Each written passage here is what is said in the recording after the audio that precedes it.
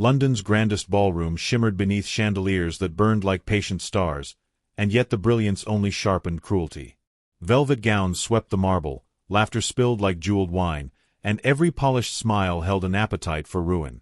Somewhere within that glittering hive stood Lady Eleanor Ashford, uninvited to joy, untethered to safety, her gloved hands folded as if prayer might make her unseen.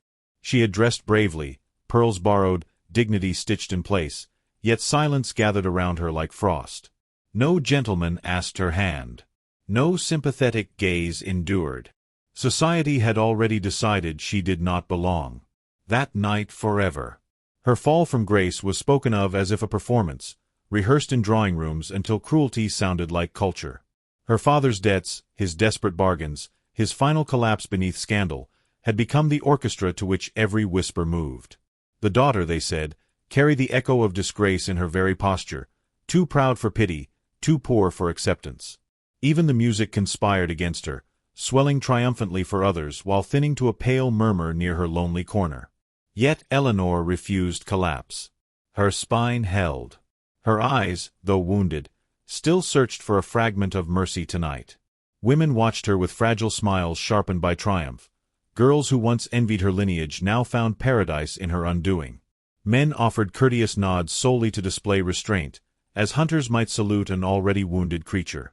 Even the Queen's advisers, statues in embroidered coats, observed with polite curiosity, as though shame were a play arranged for their leisure. Eleanor breathed through the ache, holding each inhalation like a secret vow to remain unbroken. She refused to beg for recognition, yet the ache of invisibility pressed heavier than any insult. She feared she might vanish entirely and never be missed. And then the air altered, as though the orchestra itself bowed to a deeper command. A murmur traveled like wind through wheat, carrying one name, reverent and uneasy. The Duke of Ravenska had arrived. Power entered with him, tall, grave, carved in shadow and iron grace, a man whose decisions could steady or shatter families. Alaric Blackthorne wore authority not as ornament but as weather, inevitable and cold. Conversations straightened. Ambition leaned closer. Yet his gaze did not survey acclaim. It searched for something quiet, something invisible to others, and found, across the room, the solitary figure no one welcomed. Eleanor felt the shift before she saw him. Some instinct, older than fear, urged her to look, and when she did, the world contracted to the span between their eyes. His expression revealed nothing of tenderness, yet it was not cruel. It was human, unsettlingly human, regarding her not as rumor but as presence. She lowered her gaze at once, etiquette shielding fragile composure, though the brief connection trembled through her like an uninvited warmth. She wondered why such a man would notice defiance hidden within disgrace. Perhaps pity. Perhaps curiosity. Perhaps nothing at all, which somehow hurt more inside. A pair of laughing gentlemen approached her then, their politeness soaked in mockery, offering a dance with exaggerated bows designed to entertain the watchers, not honor the woman. Eleanor sensed the trap, thanked them with careful grace, and declined, preserving dignity by refusing the counterfeit mercy. Their laughter flared louder, inviting others to witness her supposed arrogance. Heat crept along her cheeks, not from shame alone but from weary fury. She would not be their spectacle. Across the shimmering distance, the Duke's eyes darkened, as though insult had touched him too, though his face remained composed and dangerously unreadable still. Whispers slithered swiftly. He must not notice her, they insisted. The Duke belonged to alliances, to councils, to a future already signed in gold ink with a woman of pristine reputation. His life was a cathedral of duty, hers a house stripped of roof and name. Yet gossip loves forbidden geometry, and the angle of his silent attention bent every glance toward scandal. Eleanor could feel the ballroom leaning, listening, waiting for catastrophe. Pride steadied her, but loneliness gnawed with patient teeth. She had not wished for rescue, only for a moment in which she was not condemned by everyone. The orchestra surged into a waltz, radiant and merciless, as if beauty itself conspired to crush the uninvited. Couples swept past in fragrant currents, silks blooming, jewels flashing like lightning trapped in crystal. Eleanor remained a still island in the tide, every second lengthening. Then she saw him move. The Duke had left the safety of powerful conversation. Authority seemed to part for him, not daring to obstruct. His steps were calm, measured, deliberate. Eyes followed. Rumor held its breath. He walked toward her, toward disgrace incarnate, as though compelled by something even he did not name within his chest. The gentleman who had mocked her retreated, smirking yet uncertain, as if mischief had become dangerous in a storm. Eleanor's heart thudded with humiliating volume, each beat a question. Would he pass by and prove her invisible, or would he pause and expose her to sharper judgment? He stopped several paces away, not yet close enough to scandalize touch, yet near enough that silence felt intimate. Their gazes met again, steadier now, stripped of accident. The room quieted beneath the glitter, suspended between cruelty and miracle. Eleanor scarcely breathed, fearing the slightest movement might shatter the fragile, impossible moment entirely. Behind him, authority rustled like wings preparing to strike. Before him stood a life already bruised. He inclined his head a fraction, an acknowledgment too respectful to be casual, too deliberate to be misunderstood, and the court trembled with whispered horror. If he asked her to dance, he would drag his name into the fire with hers. If he turned away, he would abandon her to eternal mockery. The music lingered on a single aching chord. Then, with calm that sounded like defiance, the Duke of Ravenska stepped forward, offering his hand as if offering a verdict to destiny itself. Whispers did not fade after the ball. They multiplied, refined into poison wrapped in silk, traveling from drawing-room to carriage window and back again. London adored a spectacle, and the recollection of a duke offering his hand to a disgraced woman supplied infinite amusement. Yet while society rehearsed its laughter, Eleanor returned to her modest home carrying quiet astonishment instead of triumph. She had not accepted his invitation. Propriety and terror had frozen her. Still, the memory of his hand, extended as if she were worthy, lingered like stolen sunlight beneath her ribs. She had expected mockery, not mercy. She wondered if perhaps she had imagined courage in his eyes. Surely such a man did not belong in her world. The answer arrived the next morning, startling her maid into trembling delight. A single white rose lay upon the steps, not extravagant, yet impossibly eloquent. Its petals held no ostentation, only purity, and a small card rested beneath, unsigned, bearing an elegant hand that spoke of restraint rather than vanity. For Eleanor, the flower felt like a whispered apology from fate itself, a quiet assurance that she had been seen without ridicule. She pressed the bloom gently to her cheek, foolish tears stinging her eyes, before carefully hiding it from curious glances. She told herself it meant nothing. But nothing did not continue. Each day unfolded with subtle interference that felt like kindness transformed into rebellion. A letter arrived, inviting her personally to a charity event hosted by the royal household, the ink bearing unmistakable authority without revealing his name. Her creditors, who had stalked her with hungry persistence, suddenly softened their tone and vanished like chastened ghosts. Doors that had been sealed reopened with gracious smiles, though those smiles trembled nervously, as if afraid of the unseen hand guiding them. Eleanor should have felt relieved. Instead, fear began threading through gratitude, because such gestures did not come without cost. Society noticed at once. Gentlewomen raised their brows to painful heights. Men folded their arms and evaluated the scandal as if weighing financial risk. "She must be cunning," they murmured. "He cannot truly admire her." Her name grew louder in rooms she had never entered, a rumor wrapped in lace. Invitations appeared, not in generosity, but in curiosity, as if she were a rare creature exhibited for elite amusement. Eleanor bore it with calm she no longer felt. The Duke, whose authority resided in silence, offered no explanation. He did not call. He simply allowed the world to understand that she was, inexplicably, beneath his protection. And protection, in such a world, could become peril. The Queen's advisers frowned. Families whispered that the Duke endangered alliances by toying with a tarnished lady. Some declared she would ruin him, others insisted he indulged a passing fascination that would end with her public destruction. Beneath such judgment, Eleanor's heart waged its own conflict. Gratitude fought fear, longing battled dignity. She wanted to believe his acts were born from honor, yet every benefit tightened the snare around them both. She prayed each night for courage to reject it all, yet the fragile sweetness of being valued felt impossible to refuse. Rain swept London one evening when she attended a gathering she had nearly declined. The room was warm with candlelight and idle cruelty. Laughter fluttered like decorative birds. Conversations simmered with practiced charm. A man, emboldened by wine and the attention of his peers, decided to prove wit by invoking Eleanor's past, jesting that even poverty dressed itself prettily when desperate. The room tensed, hungry for entertainment. Eleanor felt humiliation bloom cold in her chest, the familiar ache of battle preparing to endure yet another polite injury. She steadied her breath, prepared to bow beneath insult with her remaining grace. Before she could speak, his voice entered the room. Come, deep. Dangerous in its stillness.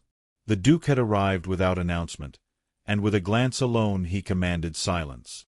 "If you intend to speak her name," he said, each word edged with restrained steel, "be certain your dignity is worthy of it."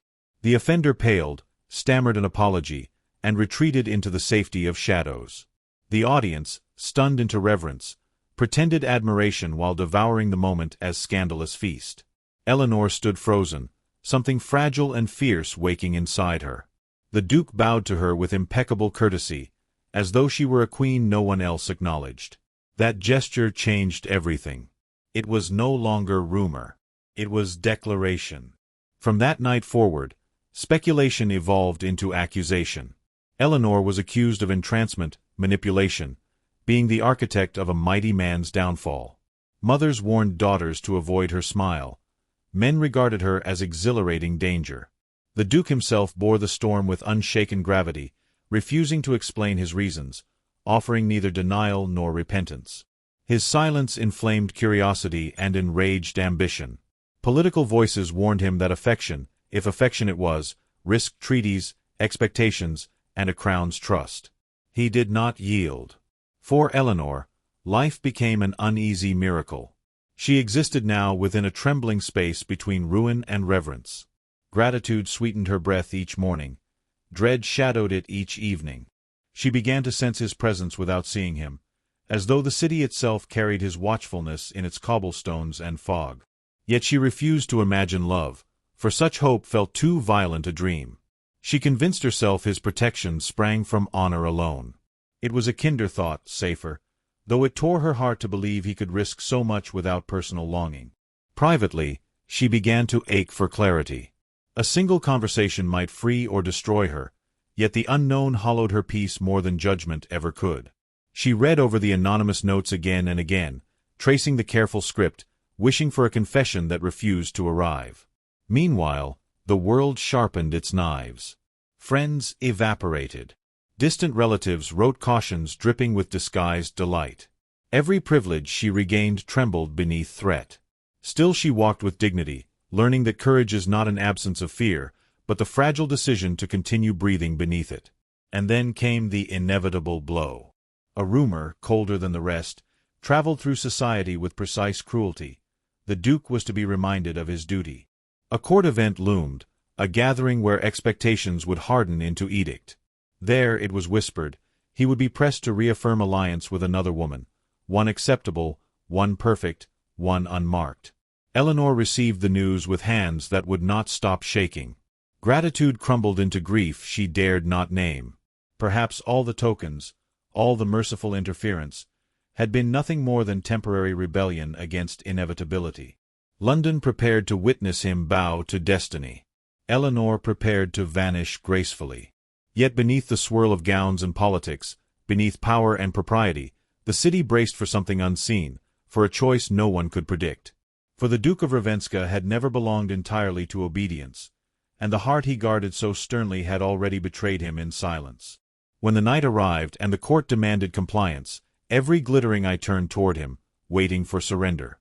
Instead, he lifted his gaze across the room as if searching for one forbidden woman. A storm pressed against London as if the sky itself wished to confess something it had hidden too long, and within the Duke's private residence the world narrowed to lamplight, fireglow, and breath. Eleanor had come unannounced, carried by fear rather than courage, driven not by vanity but by a need to end whatever fragile miracle threatened to destroy them both. She stood in the doorway of his library, soaked cloak trembling, heart raw with dread. He turned at once, as if he had sensed her long before she arrived, and the quiet in his expression nearly broke her resolve. The room seemed built for secrets. Books towered like old witnesses, the hearth threw amber across his severe profile, and rain washed the windows with restless insistence. His voice, when it came, was gentle enough to wound. "You should not travel in such weather." It sounded like concern, but beneath it throbbed a deeper ache, a truth neither had yet named. Eleanor straightened her shoulders, summoning dignity like armor. "Your Grace," she replied, each word trembling, "I did not come for comfort. I came because your kindness has become a storm I cannot outrun." He moved closer, not daring to touch, as if even proximity risked catastrophe. "If I have caused you distress, blame my clumsiness, not intention." That restraint, always restraint, nearly shattered her. "Distress." She almost laughed. "I walk beneath protection no woman in my position should possess. Doors open because your shadow touches them. My reputation tightens around your silence like a noose. I am pitted, envied, resented, all because a powerful man noticed me, then refused to explain why." She swallowed painfully. "I cannot endure gratitude that feels like a crime." He closed his eyes briefly, as though her honesty struck a nerve buried too deeply to ignore. "Would you rather I had not intervened?" She hesitated, because the truth was cruelty dressed in tenderness. "I would rather you had not changed everything only to leave me stranded between ruin and reverence." The fire popped softly, casting trembling light along the room as if emotions themselves flickered in flame. "People believe I hold some enchantment over you. I do not. I have nothing.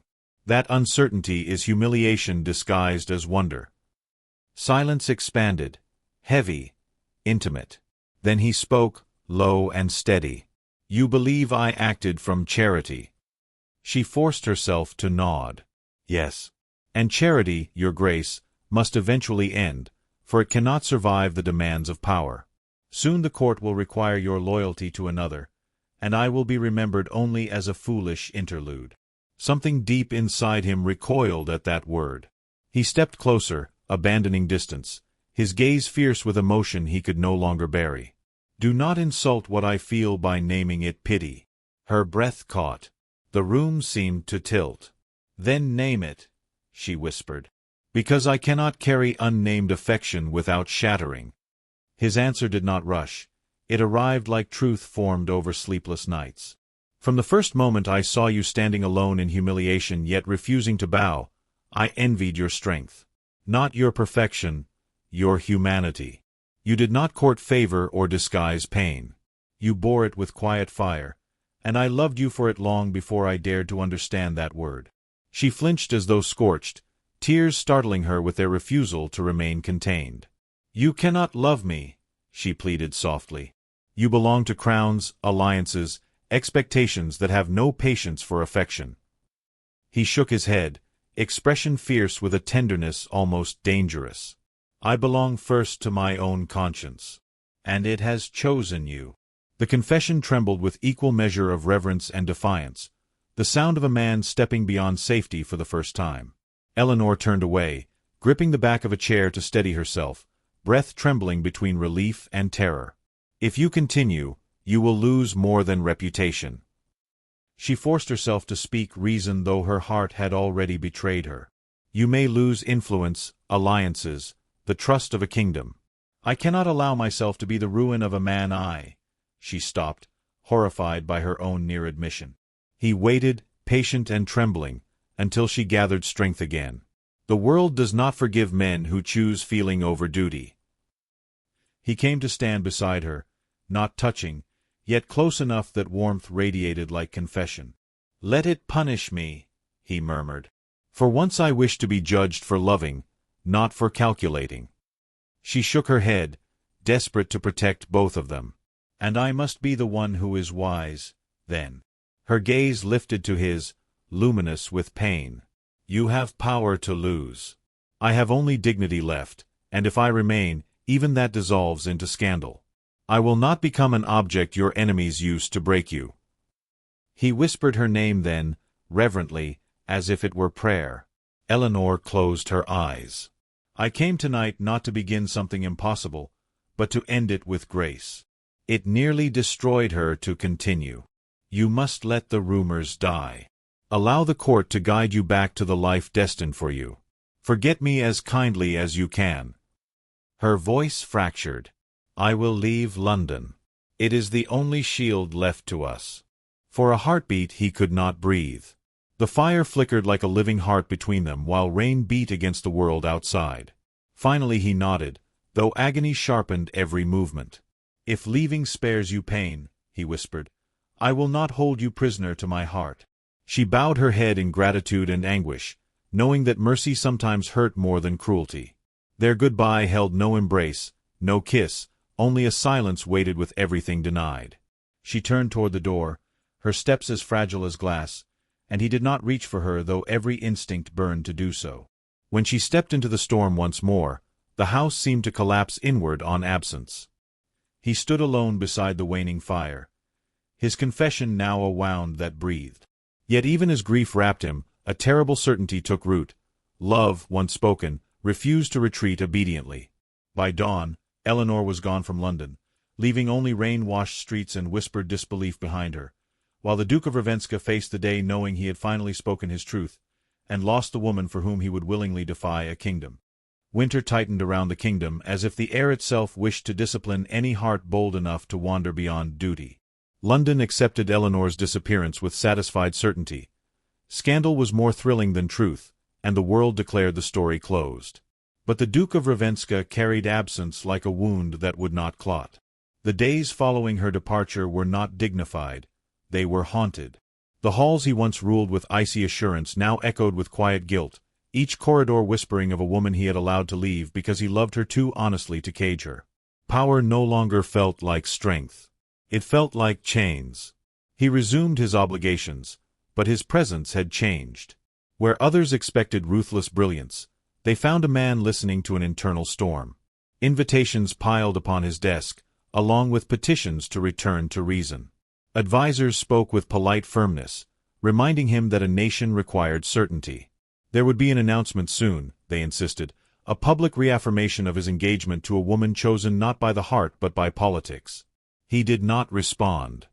He had learned there was a silence that was not surrender, only preparation. Yet even a sovereign heart cannot search forever in secret. One evening, after a meeting heavy with expectation, he left London without escort. He refused to believe love had ended at the edge of propriety. He followed fragile trails of information not officially meant for him, rumors of a gentle lady teaching village children, whispers of kindness printed in no newspaper. The countryside met him with frost and humble beauty. Lantern light replaced chandeliers, and laughter here belonged to children, not courtiers. He found her at last in a small parish school, her sleeves rolled gently, her smile soft as breath. She did not glow for admiration.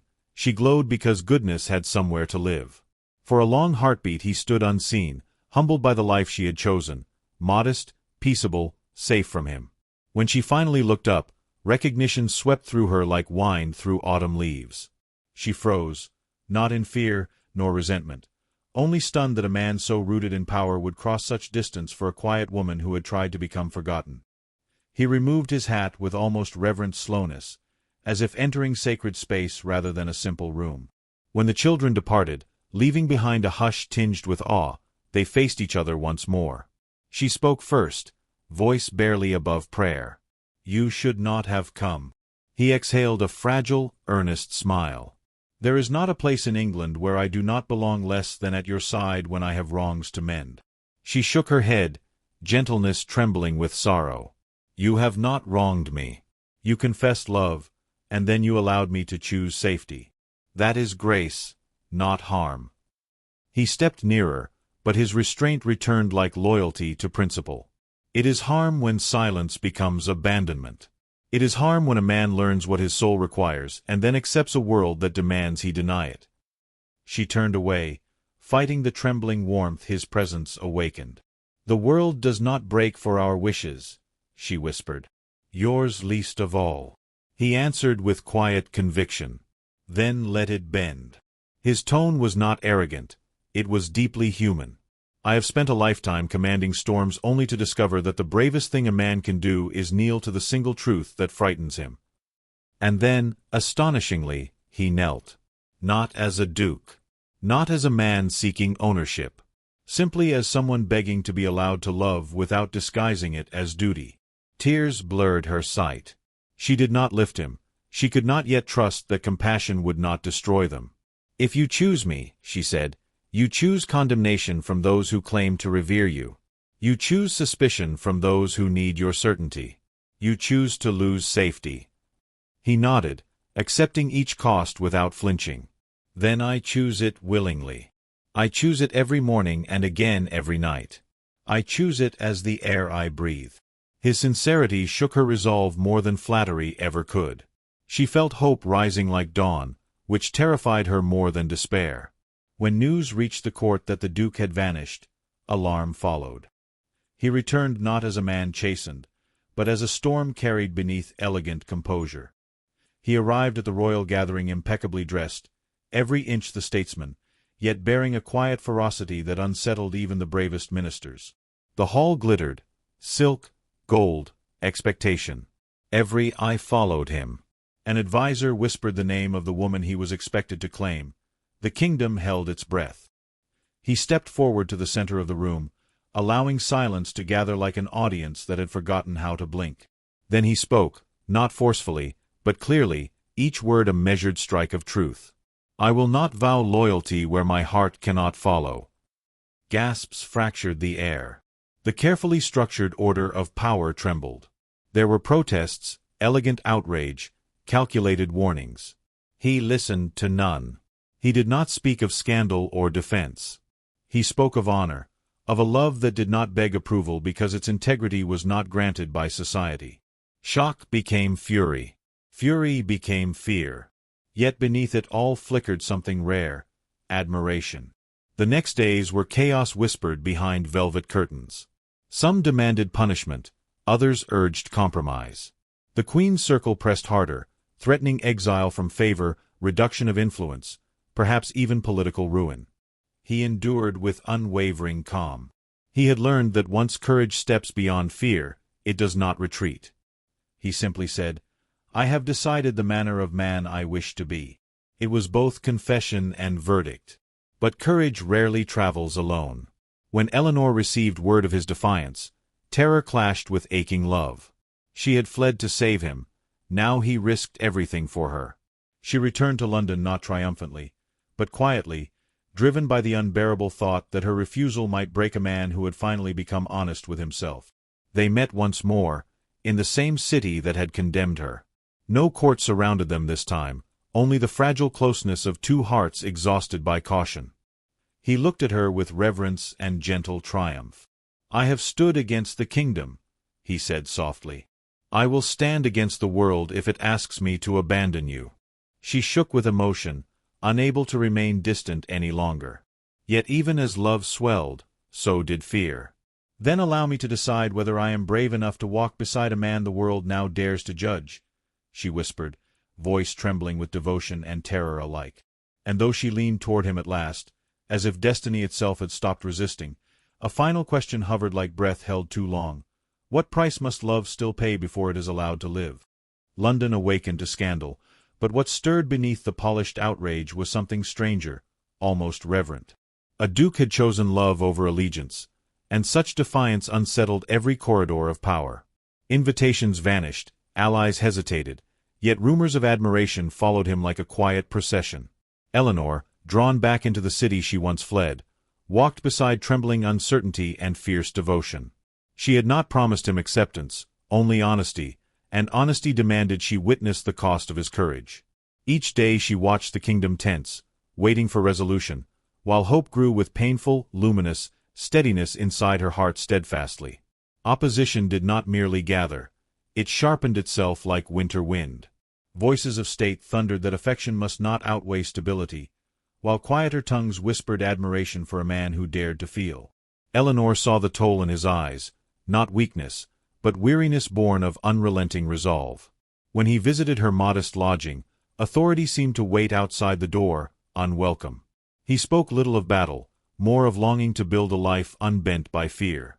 She listened, loving him more dangerously each hour, knowing the weight of her answer would become history, either whispered or condemned forever afterward. At last the day arrived when the kingdom demanded spectacle. The court assembled beneath ruthless chandeliers, beauty strained across nerves like silk over flame. Alaric entered with measured calm, neither triumphant nor defeated, simply certain. Eleanor stood among onlookers, veiled not for secrecy but for dignity, her presence a quiet rebellion.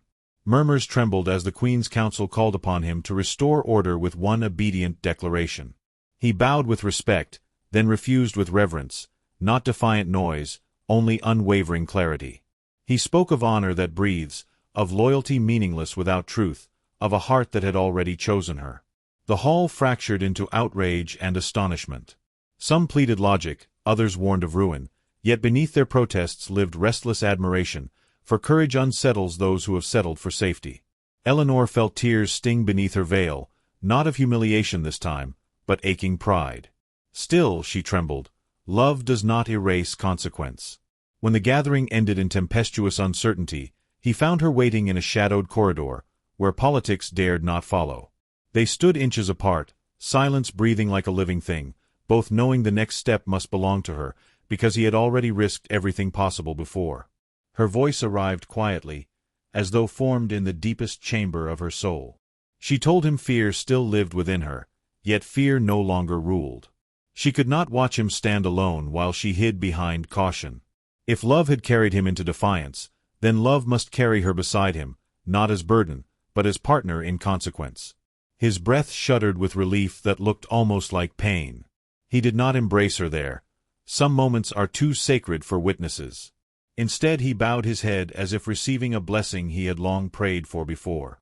The city did not soften overnight. Judgment arrived wearing velvet smiles and sharpened courtesy. There were negotiations, veiled threats, earnest appeals to reason. Through it all, Eleanor stood not behind him, but beside, learning that courage grows steadier when shared. She bore whispered insults with patience, greeting even cruelty with measured grace that disarmed antagonists more effectively than fury could. The Duke no longer appeared isolated. His resolve now looked like partnership, and partnership is far more difficult to dismiss than romantic scandal. Gradually, anger faltered, giving way to reluctant respect, for even power must bow to steadfast humanity eventually. They were not entirely accepted, nor entirely forgiven. Yet acceptance no longer defined victory. They carved existence out of dignity and choice, crafting a life in which truth no longer begged permission to breathe. Eleanor, once the object of malicious fascination, became a figure of quiet fascination for different reasons. People saw not seduction, but constancy, not rebellion, but integrity that dared risk consequence. The Duke discovered peace not in authority restored, but in love no longer hidden, a peace fiercer than triumph. Together they rebuilt reputation without surrendering heart, proving resilience could be more formidable than control for many.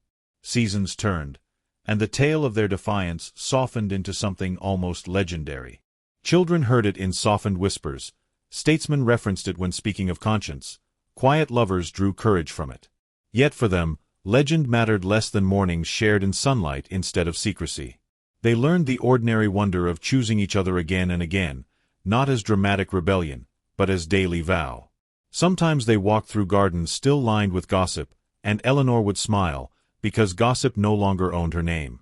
It simply circled powerlessly around two people who refused to surrender tenderness at last. Still, the kingdom remembered the night when uncompromising authority chose love, and love did not crumble beneath scrutiny. That memory lingered like music after the final note. It reminded the powerful that hearts cannot be legislated without becoming graveyards. It reminded the ordinary that gentleness can defy thrones. Eleanor sometimes wondered whether destiny had written their story or merely watched as they insisted upon it. Either way, she no longer feared rumor. She had walked through disgrace, through exile, through relentless judgment, and found a life richer for every scar she refused to hide from any gaze but his alone. And on one evening years later, beneath candlelight gentler than any throne-room glare, he took her hand not as an act of rebellion, but as quiet gratitude that their hearts had survived every attempt to silence them. The world outside continued its endless debates, its rigid expectations, its delicate cruelties, Yet none possessed dominion here. He whispered that loving her had not ruined him, it had revealed who he was meant to be. She answered with a smile fashioned from tears she had endured. Together they stood, two souls who had defied a kingdom by refusing to relinquish love.